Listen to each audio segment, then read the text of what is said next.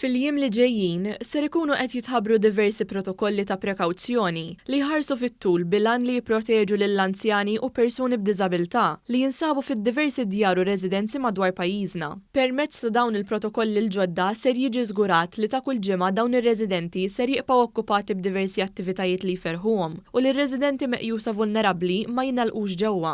Ma' One News, is-Segretarju Parlamentari għall-Anzjanità attiva u l-Persuni b'diżabilità Silvio Parnis li bħalissa għaddejja ħidma flimkien ma' diversi entitajiet biex titħejja triq il-qudiem f'dan il-qasam biex tiġi s-salvagwardja tas-saħħa fiżika flimkien mas-saħħa mentali ta' dawn ir-residenti. Fil-fatt kien hemm laqgħat anki mas-Supretendent tas-Saħħa Pubblika il-Professur Charmin Gawci. Is-Segretarju Parlamentari Parnis sostna li tul il-pandemija ġew milquha diversi suġġerimenti validi li biqbil mal-Awtorità għas-Saħħa Pubblika jistgħu jiġu implementati mal-protokolli l-ġodda. Dak kollu illi seħħ fi 3 xhur li għaddew rajna dawk l-affarijiet illi ma tawx riżultati li xtaqna u se nkunu qegħdin niblhom. Ħankunu qegħdin nagħmlu protokoll fuq long term biex verament l-anzjanità ma jingħalqux fil-ħoms ġewwa San Vincenz imma jibqgħu għaddejjin bl-attivitajiet u b'dak kollu illi xtaqu. Dan se il-protokoll se jkun ukoll approvat min-naħa tad-Dipartiment tas-Saħħa.